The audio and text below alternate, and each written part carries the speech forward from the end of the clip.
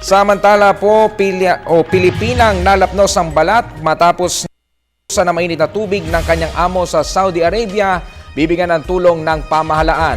Ang detalye mula kay Ara Perez.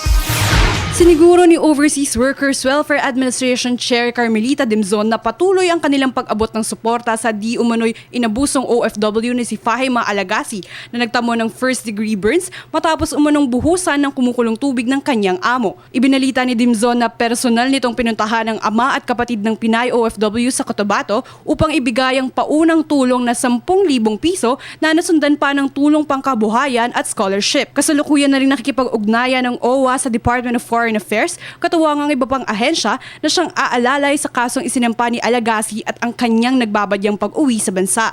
Sinuspindi na ang recruitment agency na nagpadala kay Alagasi sa Saudi Arabia at blacklisted na rin ang employer nito, habang nasa pangangalaga naman ng Interagency Council Against Trafficking ang naturang OFW. Isa lamang ito sa mahigit 40 reklamo ng pang-aabuso na tatanggap ng OWA, kaya't mas pinaigting pa ng ahensya ang kanilang mga programa upang mas mapangalagaan ang kapakanan ng OFWs, lalo't higit ang household service workers sa pamamagitan ng pre-departure orientation at sari-saring mga paalala. Para sa Telebisyon ng Bayan, Ara Perez.